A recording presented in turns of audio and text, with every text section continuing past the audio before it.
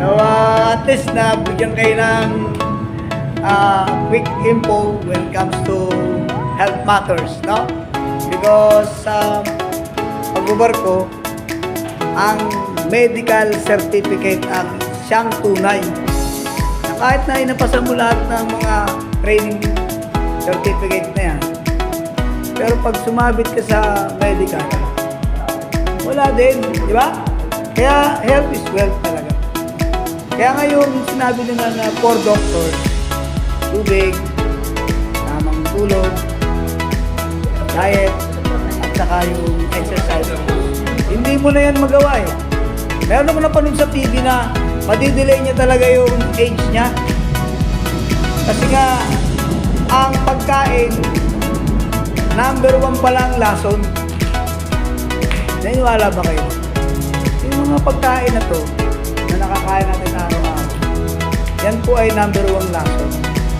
Meron ako napanood eh, talagang limitado ang kain niya, mas madami siyang tulog. Dinidinay niya yung age niya. Ilang taon ka na, sir? 52, si sir. 48. Oh, biruin mo ang laki ng diferensya. Grabe naman ng zero.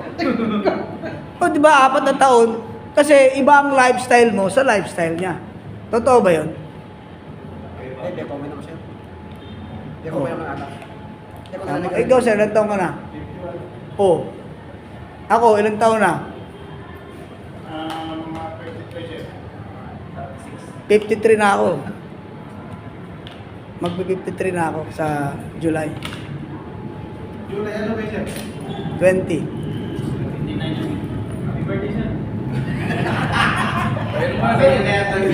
Oh, di ba? So, tama yung sinabi ni sir, minsan sa lifestyle.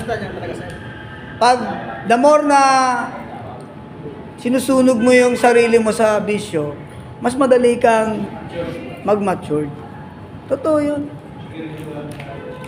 Alak, sigarilyo, tapos yung tulog ang number 1 dapat na makuha natin. Oo. Kaya yun ang big difference ng may tamang pahinga. Ngayon kasi, yung mga tao parang natuto ng hindi matulog eh. Totoo ba yun? Na parang yung gabi nagiging umaga na. Yung umaga pa rin. Oo. Kaya, tingnan mo, pag nagbe-medical tayo, dami nang lumalabas na mga kung ano-ano, no? Kasi, kulang tayo sa tamang pahinga. Tubig, more on water. Kasi, ang ano sa atin ay tubig, number 1. Oo, dapat mas marami kang inuming tubig kumpara sa mga soft drink, sodas, etc. Anyway, ganoon naman talaga, no? Talagang tatanda tayo. Nga lang, mas prefer mong maging healthy ka. Tignan mo si Enrile, no? Umabot na sa 100 years old eh. Buhay pa eh. Kasi nabantayan niya yung health niya, no? Na sigurado niya na ma-maintain niya yung dapat i-maintain. Sir, ano yung pakiramdam kanina? Nung ikaw po ay binalanse, tapos muna, ano bang nangyari? Binulun mo ata kami. Ay, di, parang muna, medyo talagang Natutumba ka. Pero nung nakainom ka, hindi nga, pero totoo. Saan ba yung ano tayo? parang hindi ka gumagalaw eh. Parang meron kang Kinukontra ko kasi ito. kanina wala to ah. Wala ka ibig sabihin, may epekto. No? Hindi ka naman ka ni mama. Hindi ka kasama ni mama. So, baka mamaya, kasama ka ni ma'am. Itong dalawang ano bang napin nyo kanina? Kasi tagahawa lang kami ng ano eh, ng basil. Tagahawak lang pala kayo? Wala pala kayong silbi, tagahawak lang pala kayo.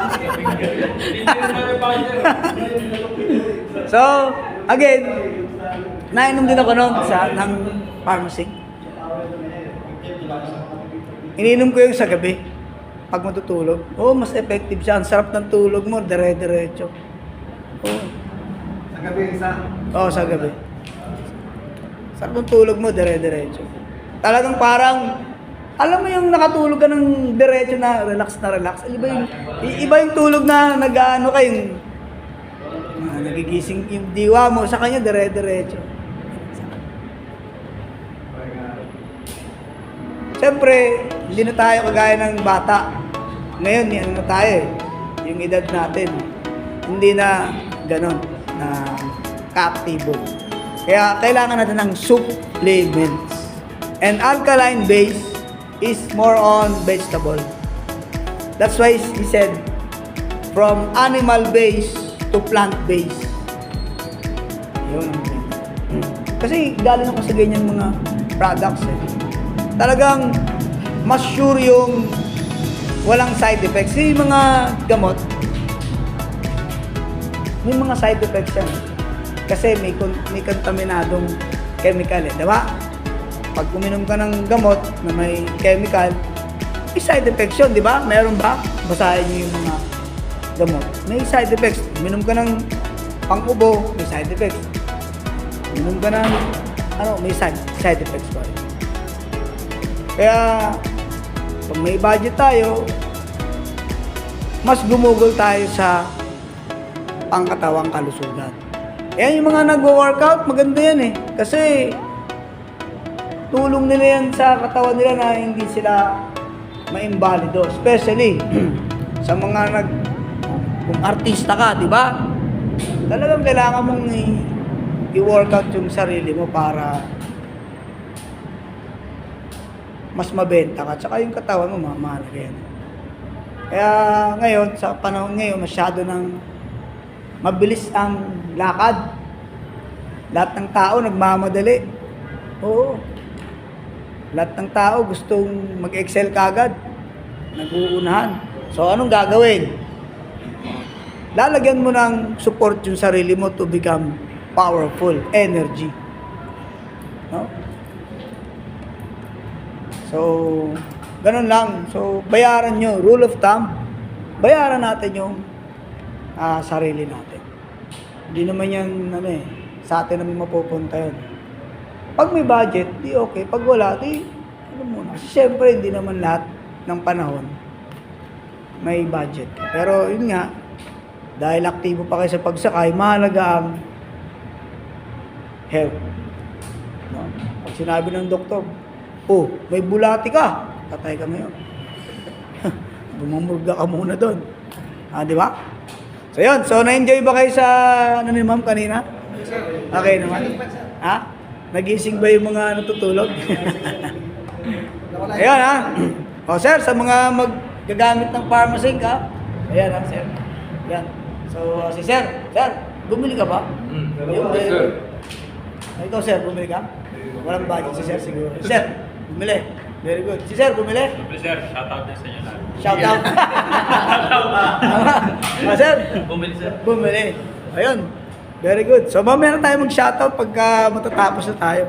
Kaya sa pharmacy lang para meron tayong mamaya, content mamaya.